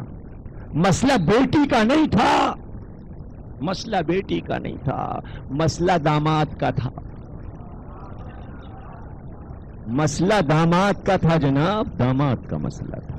علی داماد, علی داماد تو پھر اور بھی داماد, اور علی کہرے داماد, وہ دوہرے داماد. تو یہ دوہرے داماد کے لیے بیٹیاں, دامادی کے لیے بیٹی. تو تاریخ عجیب ہے, اس کو چین ہی نہیں. ارے بھائی یا تو خسر بنا دو یا دامادی بنا دو, نہیں دونوں رشتے ہمارے ہی رہیں, ادھر سے بھی ادھر سے بھی, ادھر سے بھی ادھر سے بھی, ادھر سے بھی ادھر سے. لیکن قرآن یہ کہہ رہا ہے کہ ہم نے اس کو چچا زاد بھی بنایا اور داماد بھی بنایا. ایک ہی مثال ہے کہ وہ چچا زاد بھی ہے اور داماد بھی ہے, وہ علی ہیں, صرف علی ہیں. رسول کے چچا زاد بھی ہیں اور داماد بھی ہیں. اس کے علاوہ یہ آیت کسی اور پہ اپلائی نہیں ہوتی, کسی اور کے لیے نہیں ہو سکتی. قرآن کی یہ واحد ایک ہی آیت ہے کہ جس میں کوئی شامل ہی نہیں ہو سکتا. اس لیے کہ داماد بن جائیں گے, چچا زاد کیسے بنیں گے؟ اور اگر چچا زاد بن گئے تو داماد کیسے بنیں گے؟ سوا علی کے کوئی اور نہیں. اور اکثر میں نے یہ بات کہی کہ یہ تاریخ لکھنا اور اس میں دلیلیں دینا تو یہ تو ایسا ہے کہ جیسے مثال کے طور پہ کوئی کہے کہ صاحب ہم یہ کہتے ہیں, تو اس کے لیے یہ فقہ میں اور سب میں یہ ہے تشریح کہ اگر اسلام کی کسی رائے پر, اصول پر آپ یہ کہہ دیں ہم یہ کہتے ہیں, اس کو شرک کہتے ہیں. اپنی رائے کو اسلام کے اصول پر اولا کرنا شرک ہے. شرک کے معنی صرف یہ نہیں ہے کہ اللہ کئی مان لینا. شرک کی سب سے بڑی تعریف یہ ہے کہ اپنی رائے کو دین پر مسلط کر دینا, جس میں علماء نے یہ کہا کہ اگر کوئی یہ کہہ دے کہ لا الہ الا اللہ کافی ہے, محمد رسول اللہ کی ضرورت نہیں ہے, تو یہ شرک ہے. اس لیے شرک ہو جائے گا کہ جو کہلوا رہا ہے کہ کہو لا الہ, جب تک اس کو نہیں مانو گے وسیلے کے بغیر کلمہ نہیں ملتا. وسیلے کو ہٹایا شرک ہو گیا. تو تاریخ کا یہ ایک عجیب و غریب ستم ظریفانہ کھیل ہے کہ وہ دلیلیں لا کر درایت کر کے روایتوں کو مسخ کرنے کی کوشش کرتا ہے. مورخ کا یہ کام ہے تاریخ میں کہ وہ ہر طریقے سے یہ چاہتا ہے کہیں سے کھیل لے, لیکن چونکہ شیطانی فعل ہوتا ہے اس لیے وہاں پر نقطہ جو ہے اس پر خط نسخ ہو جاتا ہے, وہ منسوخ ہو جاتا ہے, وہ بالکل بوسیدہ ہو جاتا ہے. اسے ماننے کے لیے کوئی تیار نہیں ہوتا, عقل اس کو تسلیم نہیں کرتی ہے. اس لیے کہ جناب فاطمہ کی موجودگی میں اگر کوئی یہ چاہے کہ کسی اور کو لائے تو ناممکن ہے. بھائی آج بھی شخصیات ہیں, جب موجود تھی تو بیٹیاں بنانے کی کیا ضرورت تھی؟ پتہ چلا جب بس نہیں چلا مقابل میں لانے والی شخصیات کا, تو انہوں نے کہا رسول کی ہی بیٹیاں بنا دو. لیکن رسول کی بیٹیاں بنا دی, اس کے بعد بھی بس نہ چلا. اس لیے بس نہ چلا کہ یہاں ایک گھر تھا, اور گھر ایسا تھا کہ جس کی پلاننگ اللہ نے پہلے سے کی تھی, اور اس پلاننگ کو تاریخ سمجھ نہ سکی, اور وہیں پر تاریخ دھوکہ کھاتی چلی گئی. اس لیے کہ جب رسول جوان ہوئے, توجہ رکھیے, جب رسول جوان ہوئے اور شادی کا وقت آیا تو ابو طالب کی بیٹی میں ہانی موجود. رسول نے پیغام دیا کہ ہم آپ کی بیٹی سے عقد کرنا چاہتے ہیں. ابو طالب نے انکار کر دیا. اس کے اوپر مورخین نے پوری کتابیں لکھی, اور خاص طور سے محمود احمد عباس کی یہ کتاب موجود ہے, جس میں اس نے یہ کہا کہ کمال رسول اسلام پیغام دے اور ابو طالب انکار کر دیں, تو کہاں تک ان سے محبت کرتے تھے؟ اگر محبت تھی تو بیٹی کی شادی کر دیتے. بلکہ یہ کہا کہ ہم اپنی بیٹی کی شادی کسی امیر گھرانے کو کریں گے. نتیجہ مجلس ہے, ہم مجلس گھرانے میں بیٹی نہیں دیں گے. ابو तालिब पर इल्जाम आ गया। न मालूम कितने इल्जाम अबू तालिब पर तारीख में लिखने वाले ने भी दिए, लेकिन क्या मालूम कहाँ कहाँ अबू तालिब के इल्जामात फसाइल बन जाते हैं। तारीख लिखने वाला अंधा था और उसने अबू तालिब को ये इल्जाम दिया कि बेटी का पैगाम आया और रसूल के पैगाम को अबू तालिब ने ठुकरा दिया, वापस कर दिया। लेकिन यहाँ पर अबू तालिब की बसीरत देखो, वो बसीरत जो अंबिया में होती है। अबू तालिब अगर बेटी की शादी कर देते मोहम्मद से तो क्या होता, इसलिए कि उम्मे हानी की शादी मोहम्मद से होती तो एक बेटी पैदा होती, उसका नाम फातिमा होता। अली उस बेटी का सगा मामू होता, सगे मामू से वांजी की शादी।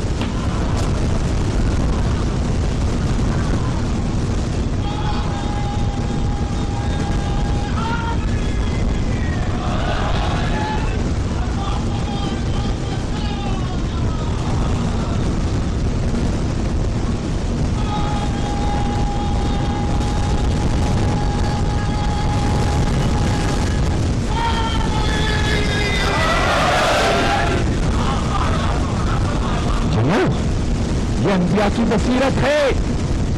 अबू तालिब को समझो। अरे कोई इतना बड़ा, यानी आप देखिए कि मोहम्मद के बारे में कोई चीज ढकी छुपी थी, समझे रखिएगा, कोई चीज ढकी छुपी थी सूरत में, सीरत में, रफ्तार में, गुफ्तार में, शजरे में, नस्ल में, पूरे अरब में कोई वो काबिल नहीं था। क्या अबू तालिब में जानते थे? अरे खदीजा जैसी बीवी वर्का को बुला कर कहे कि पैगाम आया है, चचा असद ने इनकार कर दिया, मोहम्मद में कोई ऐब हो तो बयान करो।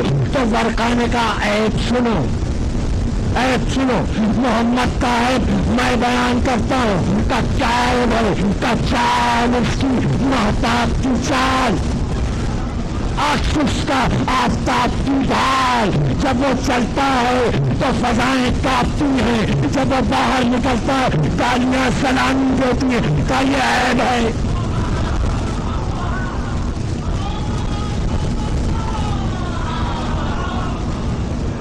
ये ऐब है, ये ऐब है। मैं तुमसे कहती हूँ ऐब बयान करो। का सुनो, गर्दन उनकी सुराही, आंखें उनकी ग़िज़ाली, जुल्फ़ें उनकी शबे दैजूर। तब मैं तुमसे कहती हूँ ऐब बयान करो। तो अब बरका ने कहा कोई ऐब हो तो बयान करो। ईसाई है, नसरानी है, और अबू तालिब नहीं जानता, जिसने पाला है और दामाद नहीं बना रहा, बजाय उसके गैर घर में रिश्ता लेके जा रहा है। अपनी बेटी से शादी नहीं करता और वहां खोलत की बेटी का रिश्ता लेके जा रहा है। अरे कोई मिलते हुए दामाद को छोड़ता है? अबू तालिब से सीखो कि हर एक को दामाद नहीं बनाया जाता। वो चाहे नबी क्यों ना हो। अब जुम्मे का मौला लीजिए, नबी को दामाद बनाना मजा नहीं था, बेटे को नबी का दामाद बनवा देना।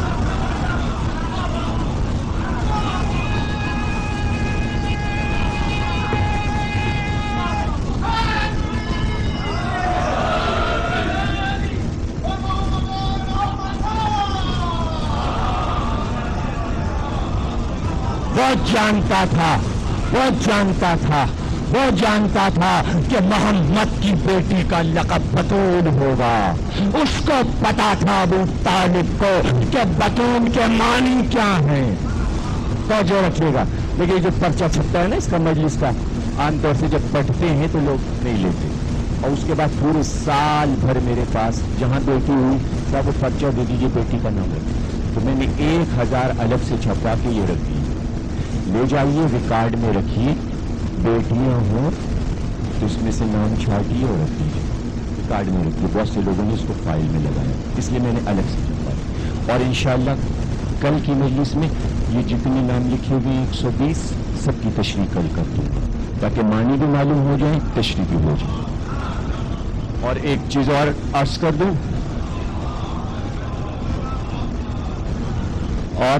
दूं, कि मेरे साथ ऐसी ऐसी हरकतें होती हैं कि बाज़ वक्त हंसी आती। ये पर्चा 10 बरस हो गया मैंने تقریباً 50 کتابوں سے نام چھاٹے، کسی ایک کتاب میں آپ کو یہ سارے نام نہیں ملیں گے. اگر کسی سے آپ کو ملے تو مجھے بتا دیں کسی کتاب میں. یہ مختلف کتابوں سے میں نے برسوں جمع کیے، ڈھونڈے، تلاش کیے، کب ایک جگہ کر کے یہ پرچہ بنا. اتنا قیمتی پرچہ ہے، سمجھیے یہ پورا ایک تحقیقی مقالہ ہے یہ پرچہ، اتنا قیمتی پرچہ. اور اسی انجولی میں ایک انجمن نے ایک رسالہ نکالا اور اس کا پہلا مضمون یہی پرچہ چھاپ دیا اور اس پہ لکھ دیا مولانا علی نقی صاحب قبلہ. پرچہ میں نے بنایا، بتائیے کہاں اتنے بڑے عالم اور یہ پرچہ مجلس کا ان کے نام کر دیا گیا. کیسی کیسی حرکتیں ہوتی، ذرا اس پہ بھی ذرا غور کیا کیجیے. دارت تو چھوٹی سی بات ہی میں نے کہہ دی کہ ان باتوں پہ ہنسی آتی ہے اور بہت نہیں لگتا. بہرحال ذہنوں کی ساخت پر مسکرا کرتی ہے کہ کیسی سوچ ہے، کیسی تو ہم فکر کو بلند کر کے کہاں لے جانا چاہ رہے ہیں اور وہ پستی میں چلے جاتے، پستی میں چلے. ارے ہم تمہارے لیے بلندیاں چاہتے ہیں، تم ہمارے لیے پستیاں سوچتے ہو. کتنے افسوس کی بات ہے، کتنے افسوس کی بات ہے. ممبر اور خطابت اور مجلس بلندیوں کا نام ہے، شیعت بلندی کا نام ہے. پستیوں میں مت جاؤ، پستیوں کو مت تلاش کرو. یہ میرا بنایا پرچہ ہے، کسی عالم کا اس میں کوئی ہاتھ نہیں ہے. آج تک کسی نے اتنے نام جمع ہی نہیں. اور میں اس سے پہلے بھی تقریر یہیں چارگاہ معصومین میں آج سے 10 برس پہلے پہلی تقریر جب کی تھی میں نے انہی ناموں کی تشریح کی تھی. 10 برس گزر گئے، اس لیے تفصیل کے ساتھ مزید انہی ناموں کی تشریح کل کروں گا انشاءاللہ. آج میں اس کا آغاز کر رہا ہوں، کل کے موضوع کا. ابو طالب کو معلوم ہے کہ محمد کی بیٹی کا نام بطول ہوگا، اس لیے داماد نہیں بنایا اور بیٹی نہیں بھی کہ بطول آنے والی ہے. بطول کے معنی لغت میں یہ ہے کہ ایک ایسا درخت ہو کہ جس کا پھل بڑا میٹھا آتا ہو اور برسوں پھل آئے.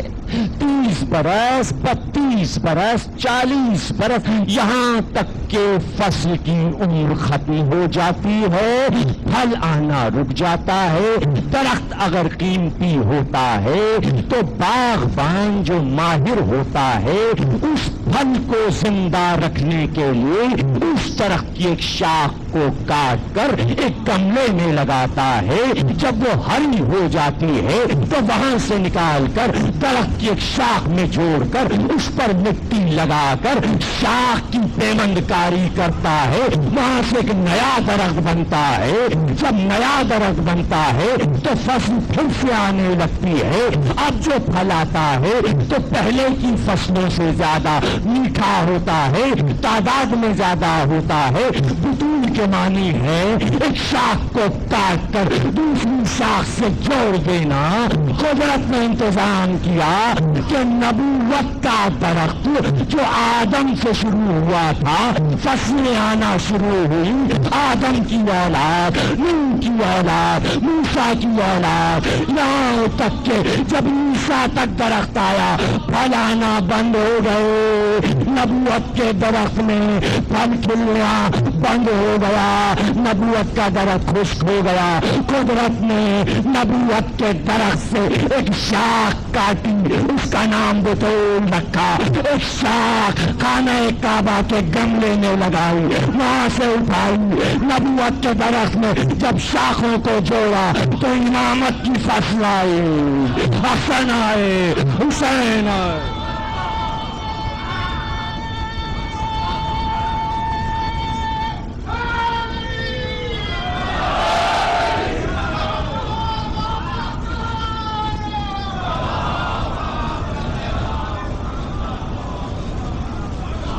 ایک 1,24,000 فصلیں دینے والا درخت بطول کی وجہ سے پھر ہرا بھرا ہو گیا. یہ ابو طالب کو معلوم تھا، ابو طالب کو معلوم تھا کہ شاخ لگنے والی ہے پیمند کاری ہونے والی، اور اب جو فصل آئے گی قیامت تک پھل آتے رہیں گے. اسی لیے کہا امام محمد باقر نے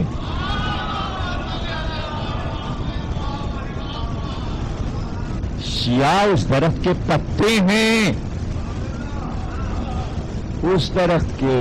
کون؟ وہ درخت طوبہ جس کے ہم پھل ہیں اس درخت کے پتے ہیں شیعہ. میر کا آپ کو شعر یاد ہے نا؟ پتا پتا بھوٹا بھوٹا حال ہمارا جانے، جانے نہ جانے گل ہی نہ جانے، باغ تو سارا جانے. پتے بنے ہوئے ہیں، درخت کے پھلوں اور پھولوں کی خبر نہیں کہ شہادت آ گئی ہے. باغ تو سارا جانے ہے، پتے کیسے؟ باس تو گل بنے ہوئے، ہم اس قوم کے گل ہیں. ارے گل نہ ہو جاؤ، اس ذکر سے کٹ کے گل نہ ہو جانا، گل نہ ہو جانا. جب تک اس ذکر کی اہمیت نہیں سمجھو گے بات سمجھ میں نہیں آئے گی. اور پھر کہہ رہا ہوں، مجمع کو ذکر کی ضرورت ہوتی، ذکر کو مجمع کی ضرورت نہیں ہے. اس پہ اٹھنا، اس پہ کرنا، مجمع یہ فضول کی باتیں ہیں، سطحی باتیں ہیں. مجمع آئے، لوگ آئیں، جوان آئیں، بچے آئیں، ان کا فائدہ ہے، ہمیں کوئی ضرورت نہیں ہے. جتنے بھی سنیں ہم خوش ہوتے ہیں کہ کم نے سنا، اس لیے کہ خدا کو اقلیت پسند، اس نے اکثریت کی رد کی. اور جب کبھی اکثریت ہو جاتی تو میں دہل جاتا ہوں، دیکھیے کوئی نیا شورشا ہونے والا ہے. اس لیے کہ جہاں اکثریت بڑھ جائے، حضرت علی نے کہا شہرت میں اور مجمع میں آفت ہے. اولے علی جہاں مجمع بڑا سمجھیے کوئی آفت آئی تو آفتیں تو کم نہیں ہے نا. جہاں مجمع بڑھتے ہیں آپ کی آفتیں تو ہر سال آتی ہیں. اس لیے بہتر ہے کہ اقلیت میں سمٹا ہوا یہ چھوٹا سا مجمع، سمجھنے والے کم اور معرفت کی باتیں، ہم اس میں خوش ہوتے ہیں. اس لیے کہ سمجھنے والے تو ہیں، یہ تو نہیں ہے نا کہ کہاں کی سنی اور کہاں کی آ کے سنا دی. اور بات تو یہ کہ سب پڑھا کیا نہیں، بس پڑھا بہت عمدہ. اب یہ کہ اب ایسے لوگ یہاں سے اٹھ کے جائیں، ہمیں ایسے لوگ نہیں چاہیں گے جو باہر جا کے یہ نہ بتا سکے کہ صاحب پڑھا کیا. ہمیں وہ چاہیے جو 10 برس کے بعد ملیں اور کہیں صاحب فلاں مجلس میں آپ نے یہ پڑھا تھا، دل اتنا بڑا. ایسے سامعین اچھے لگتے ہیں، ایسے لوگ اچھے لگتے ہیں. بطول لغوی معنی، اب دوسرے معنی. اور یہ ذرا بند الفاظ سے بتا رہا ہوں اس لیے کہ تشریح پوری میں نہیں کر سکتا. رسول نے جو تشریح کی ہے وہ بتا رہا ہوں، لغوی تشریح میں نے بتا دی. حضور نے جو فرمایا، معصومین نے جو فرمایا کہ بطول کے کیا معنی ہے، اور چھٹے امام نے فرمایا بطول کے معنی یہ ہیں کہ پیغمبر کی بیٹی کو بطول ہی کہتے ہیں. اب یہ دوسرے معنی، جس طرح مریم بطول تھی اسی طرح میری جدہ ماجدہ بھی بطول تھی. اب میں تشریح نہیں کر سکتا، آپ ذہین لوگ ہیں، جلدی سے سمجھ جائیے گا کہ بطول کے کیا معنی ہیں، جلدی سے سمجھ جائیے گا. اور اتنے آسان طریقے سے کوئی آپ کو نہیں لغت سے سمجھا سکتا معنی جس طرح میں جلدی سے سمجھا رہا ہوں. امام حسن کی ولادت ہوئی، توجہ رکھیے گا، امام حسن کی ولادت ہوئی، اسماء بچے کو لے کر چلی. رسول نے دیکھا کہ بچے کو کہاں لے جا رہی ہے، کہ نہلانے لے جا رہی ہوں. کہ کیوں؟ کہ طاہر کروں تو لاؤ. کہ لا، بچے کو گود میں دے، بچہ بھی پاک، ماں بھی پاک، وہ بطول ہے.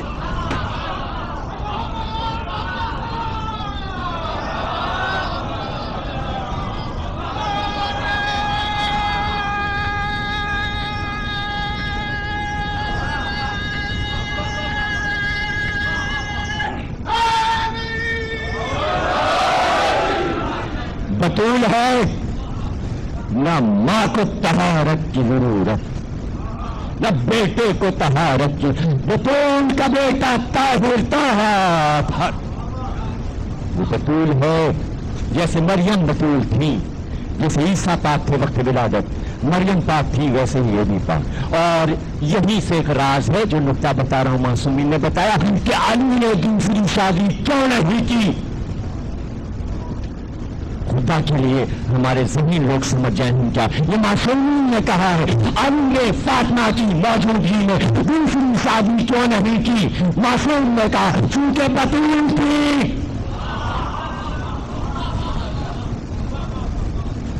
تو بطول کی موجودگی میں اب اس سے آگے بات بڑھ جائے گی, آپ اور خوش ہو جائیں گے. نقطے سے نقطہ نکلتا ہے چونکہ بطول تھی اس لیے علی کو دوسری شادی کرنے کی ضرورت نہیں تھی فاطمہ کی حیات میں.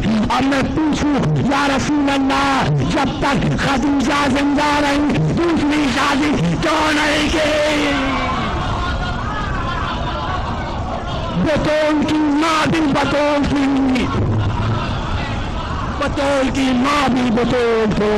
اور اب پھر خوش ہو جائیے, پھر خوش ہو جائیے. میں کہوں گا کہ جب تک زینب زندہ رہی عبداللہ ابن جعفر نے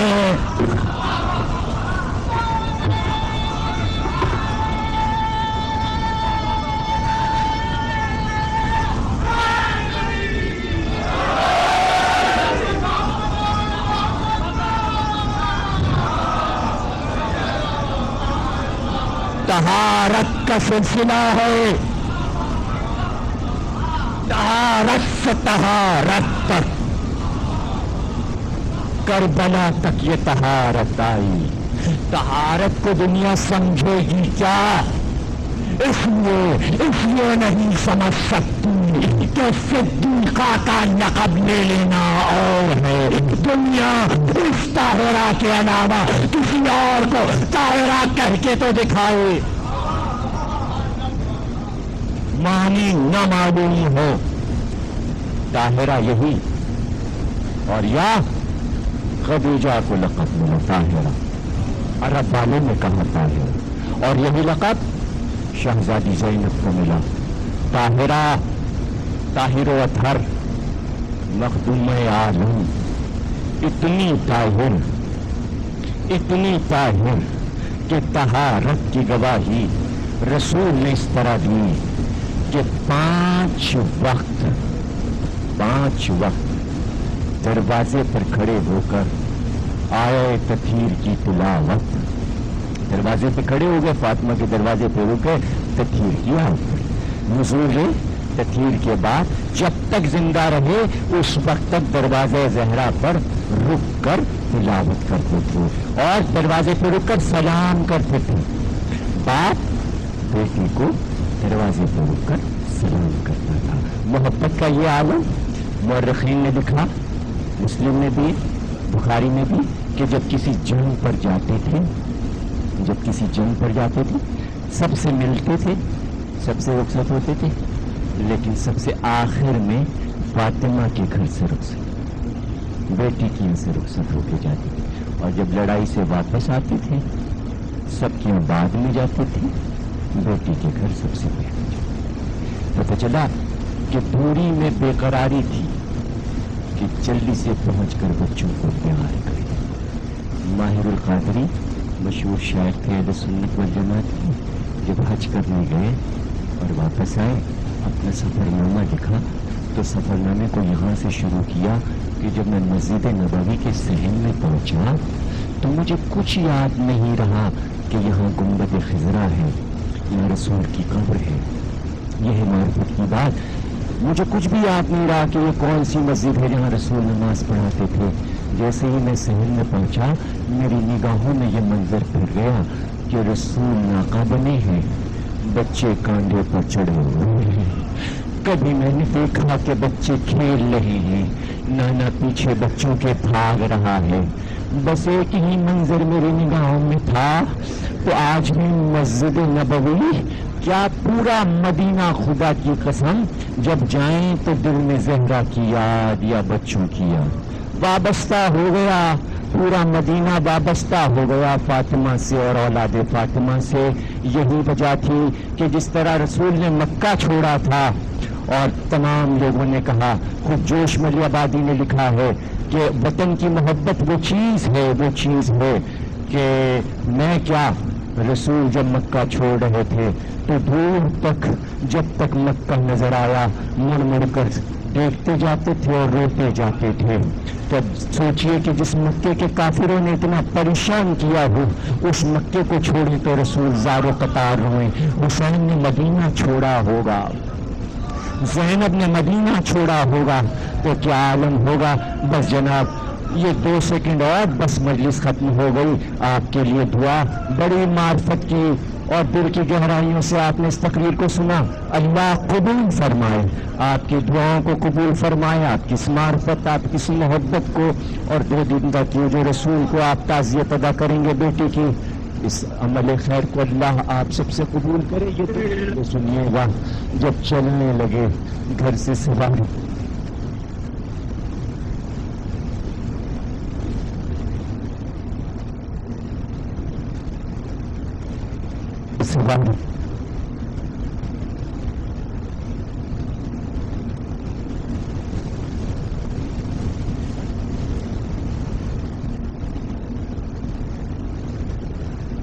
بقی کی طرف سے